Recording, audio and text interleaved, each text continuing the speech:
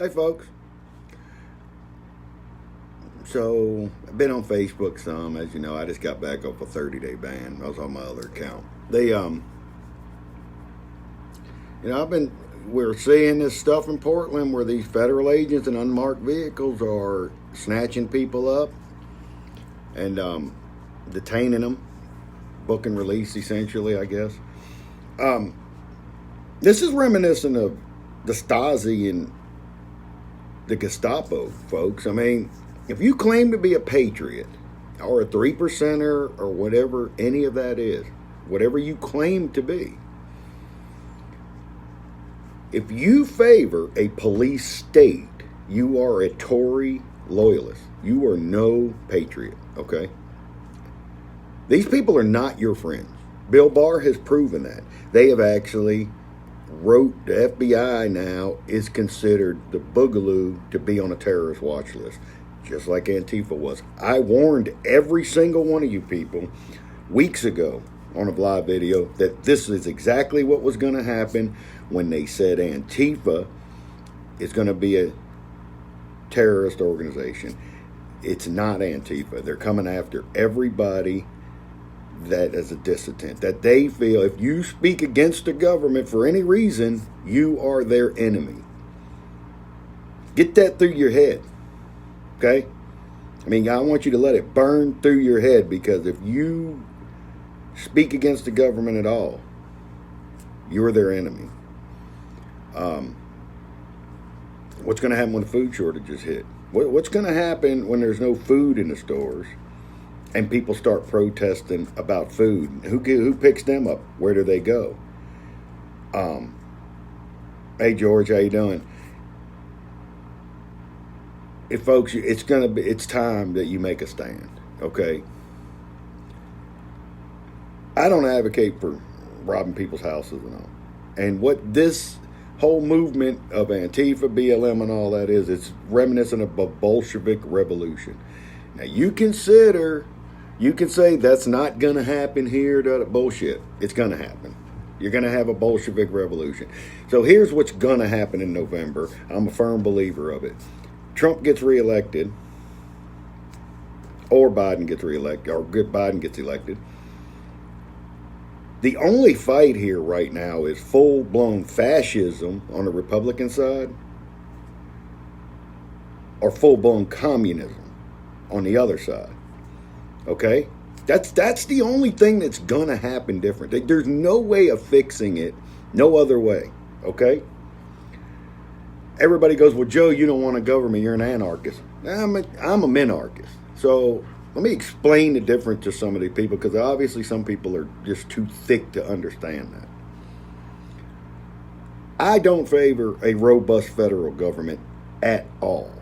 Okay? Each of our 50 states have what? A constitution. Each state has a separate constitution, which means that's the law in the state that you live in. That's the Constitution. We don't need this overbloated federal government. It is insolvent. It cannot be fixed. Too much debt, too much control over the people, too much land holdings by the federal government, okay? They control too much. Over 55% of the people in this country either work for the federal government or are under contract to work for the federal government, okay? Mario, you're right. So, how do we fix this? Well, there's always a presidential candidate, a third one. This year it's Jo Jorgensen, Libertarian. Now, is she perfect? No, I mean, nobody's really perfect. But I can promise you this, that she is not going to come out there and let federal troops arrest people without due process. She also wants to repeal the NFA. So all the 3% groups that claim they're pro-Second Amendment, and all these people that claim they're pro-Second Amendment, they're really not pro-Second Amendment, because they're okay. All the NRA has been okay with getting some type of background check for many years. They've laid down on it. They're okay with people that have been convicted of a felony to never own a firearm again. Guess what? Here it is. I'll even put it there. Then I hear the arguments. Well, what if they're violent. Guess what? It's like this, folks. If you can let a person out of prison, then they can have their gun rights back. End of story. I mean, like it or lump it, if they're too violent to own a firearm, then they should still be in prison. Wouldn't you all agree with me there? So once their time is done, and if the parole board or whoever releases them, or if they've just done their time, they have full rights as every other citizen. Because if not, then they're exempt from paying taxes in my book, which taxation is theft. We know that. But I'm saying, as we sit right now, if a felon can go to work and pay taxes, then they should be able to own a firearm. They should be able to vote. They should be able to have all rights as any other citizen in this country. End of story. What they did, they served time for. Found guilty, went to jail, whatever. If they suspend their sentence, you go at the end of their suspended sentence, they get all their rights back. I mean, how hard is that for people to wrap their brain around, right? Punishing people for the rest of their life for a mistake is morally reprehensible, okay? We get back to this stuff in Portland. Do I agree with everything's going on in Portland? No, I don't. But do I agree that unmarked federal troops or unmarked federal agents that we don't even know since they're unmarked? For all we know, they're violating posse comitatus and letting Navy SEALs go pick these people up. We don't know who these people are, and nobody will tell us who they are. We don't know that they're not private contractors like Blackwater and stuff. We saw that on Hurricane Katrina. They did that crap. So, when are you going to make a stand and say the government's wrong? Or is it really because you feel that your Fuhrer is in office, so it's okay? Because if Obama had done what's going on right damn now, you know it, I know it, there's no need beating around the bush about it. If Obama had done that, you'd have been out there screaming and hollering, saying he was a tyrant and all this. Correct. Obama was a crap for a president too, okay? But I am going to tell you this. Trump has ushered in more gun control than Obama did. Obama talked a big game, but he never really did anything. He made a bunch of memos trying to direct Congress to do something, but they never did. So what did Obama do? Let's just talk about that. Guess what? Because it was signed when Obama was in office, he reinstated the right for people to carry guns in checked baggage on Greyhound buses and Amtrak trains. That was a law Bush put in place. He repealed that one. He also repealed the law that forbid you to take a loaded gun into a national park. Guess what? That was another Bush thing since 9/11. What did Trump do since he's been in office? Well, let me guess. He banned you to be able to print guns in a 3D printer. Made that illegal. He banned bump stocks, okay, which basically meant the 350,000 bump stocks that were sold in the United States. Everybody that did not turn them in the day that law went into effect is now felons if they get caught with it. He did that, okay? He has said, I prefer take the guns first and worry about due process later. He has said that he would support some type of federal red flag legislation. Oh yeah, all this is true, right? So don't think that Donald Trump is any friend of the Second Amendment. You forget, the man is 70 years old when he got to office. For 40 years, he was 40 to 50 years, he was a Democrat, okay?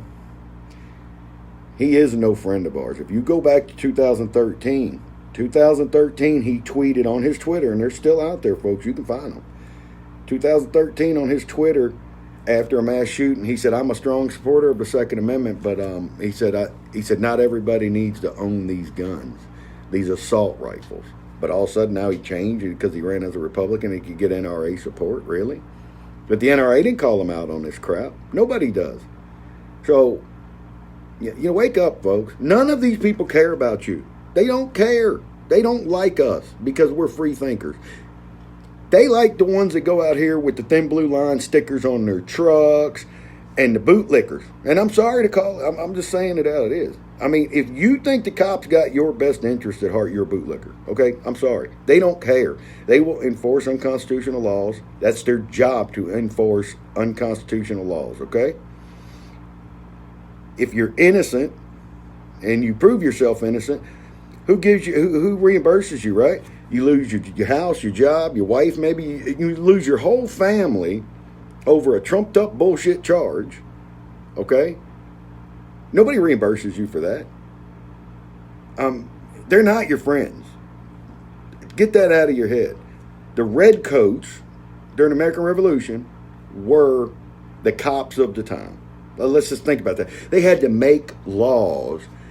5 of the 10 amendments are based on what they can do, because the redcoats overstepped their boundaries. I mean, they kicked people out of their homes. They took their land without due process. They arrested people without due process and tried them. That's why those amendments are there. We have allowed the police force in the United States to become what we fought during the American Revolution. I mean, the whole government is worse now than what we were under King George. So, I'm over with my rant now. Thank you for listening. But it needs to be some more discussions, folks. I mean, somebody called me a leftist today. A leftist because I don't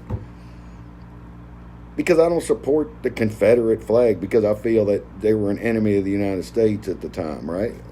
It's true. I don't fly a U.S. flag at my house either. I fly Sons of Liberty flag at my house. I fly a Gadsden flag at my house. And sometimes, to piss the neighbors off, I fly a pirate flag in my house to show them no quarter will be given. But I do not fly an American flag. On holidays, I'll fly a Betsy Ross flag, but I don't fly, because the Betsy Ross flag is the last time I feel our country was really free, okay? Don't let the police state take over. I mean, and if you don't believe me, if you got Amazon Prime and you decide to start watching, there's a good documentary, folks. It's called The Complete Story of Hitler and the Nazis. It's a couple seasons. You need to watch that, okay? And you watch how Hitler came to power, and you watch what the Nazi Party did, and you watch how the Gestapo took power, and you just see that escalation, and you if you have a brain, you'll see what's going on here, okay? Bill Barr is like Himmler. I mean, honestly. Bill Barr, we're talking about an attorney general that not only signed off on Ruby Ridge that killed Vicky, Sammy Weaver, and her dog Stryker, but he turned around and defended that sniper in court when the state of Idaho indicted the man for murder. Bill Barr said many times, the federal government, you don't undermine the federal government's police authority. And look what's happening in Portland. This is all his doing. It's his plan. Y'all take care. We'll do another one soon. Talk to you later.